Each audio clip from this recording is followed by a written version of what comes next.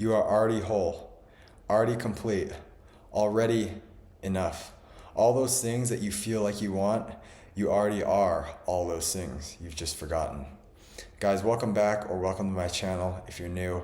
If you're enjoying this content, please give this video a thumbs up or subscribe to the channel if you're new. It really helps me out. And drop a comment as well if you feel called. Let me know what your experience has been and if there's any content you would like to see moving forward. All right, now today I want to talk about the biggest trap when it comes to spirituality and self-development, and more importantly, how we can avoid it. Because if you look around, the world we live in is designed to keep us in this perpetual cycle of seeking, but never really arriving. The entire system is built on this idea that we are not enough the way we are. You look at the beauty industry, the fashion industry, the fitness industry, all built on this lie that you're not beautiful enough. The medical industry telling us that we need a doctor or a drug or something outside of ourselves in order to heal. A religion that tells us that we are not holy enough, we're not righteous enough. Luxury brands and car manufacturers and all these companies convincing us that if we just owned better things, we would feel better about ourselves. And if you look at all their ads and billboards and magazines, you'll find that the message is always the same. You're not enough. You don't have enough. You're not beautiful enough. You're not lovable enough, healthy enough, wealthy enough, smart enough. But if you just had our product, they say, our service, then you'd be enough. Then you would feel whole. Now, if you're watching this channel, you've probably woken up to the fact that something about this just doesn't feel right. It doesn't feel good. It's not productive. It's not empowering to people. And as a result, many of us have been on this path of self-mastery, self-improvement for quite some time, which is a great thing, don't get me wrong. But I also think it can be easy to fall into the same trap as before, because the temptation with personal development and spirituality can be to continue placing our happiness somewhere off in the future.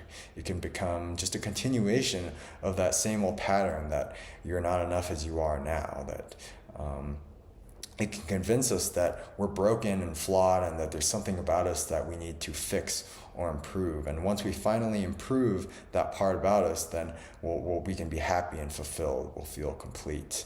And this is a trap that I fell into for a very long time. I got disillusioned, and this is still something that I find myself falling into.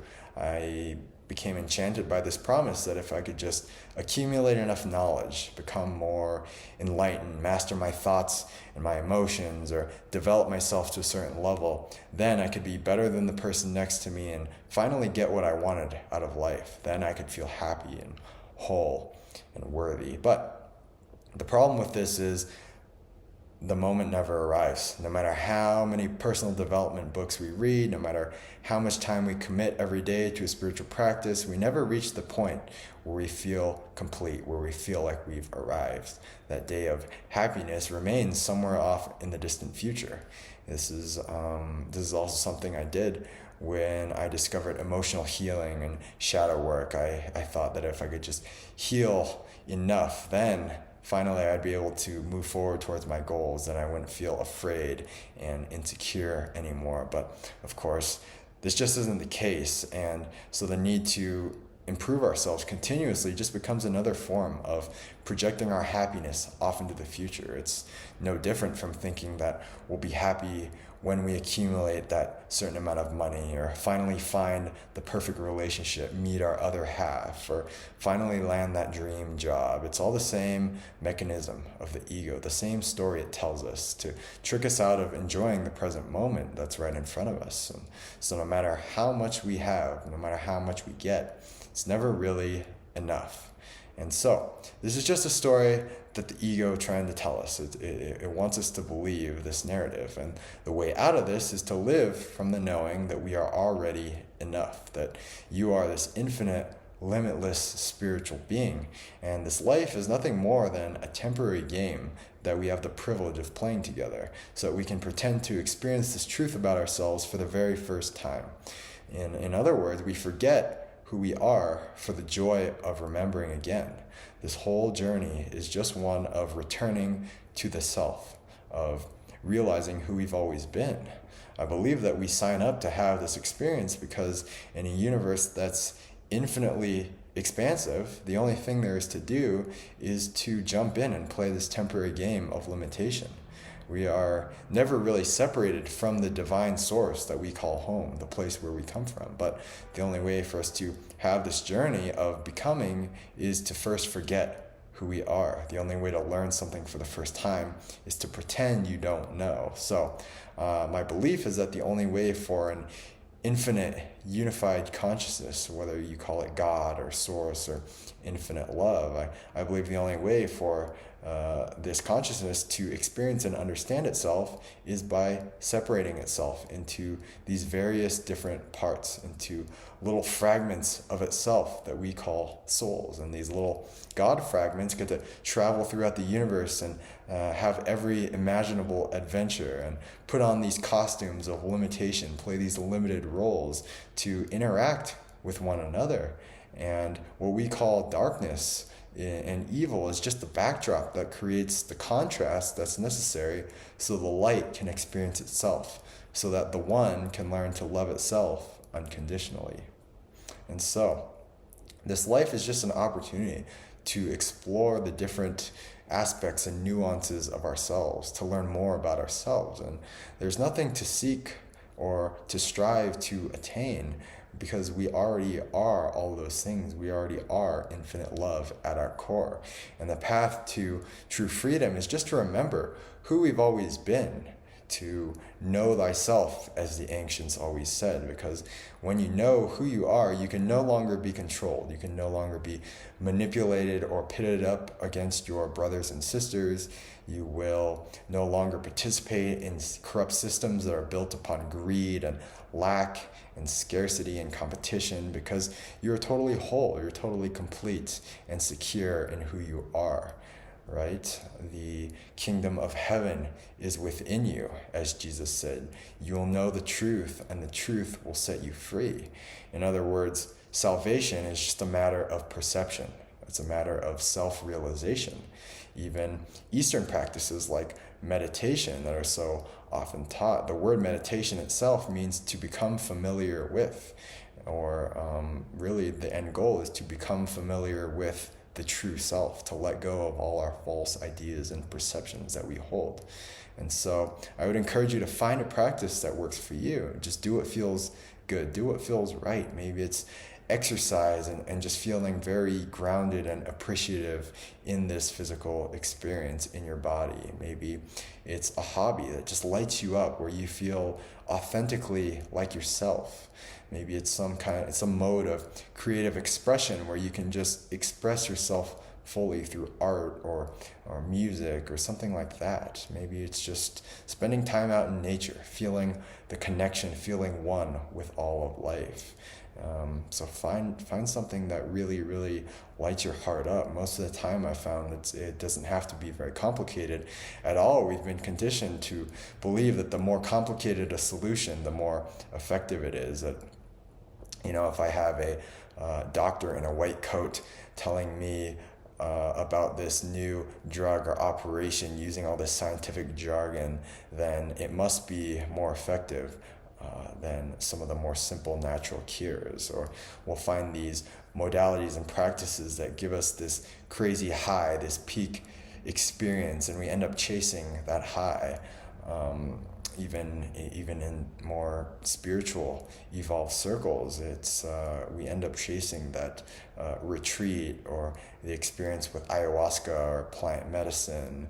I know last year I went to a week-long retreat with Dr. Joe Dispenza, if you're familiar with his work, and incredible, life-changing experience. Would highly recommend it to anybody who's considering it. But I know that I met people there who they were on their third, fourth, fifth retreat, because if you've done this sort of thing, when you're at a retreat away from your normal life, it can be so easy to reach these very high states. It's like a pattern interrupt where you break your normal habits and thought patterns. But as soon as we integrate back into our life, we fall right back into that same rut. And so we have to end up chasing those retreats over and over to feel that high, rather than integrating what we've learned into our life. I know that for me, I also did this when I started learning about past life regressions and QHHT. I had this idea that if I could just find out about all of my past lives and heal from all the trauma and find out about all these important things that I've done, then it would fix me. Then I would finally feel important and healed and whole. And so I think all of us find ways to do this and to put our happiness somewhere else, whether it's in another person or some kind of peak experience. But the more and more I travel, the more I'm learning that the true beauty is really found in simplicity.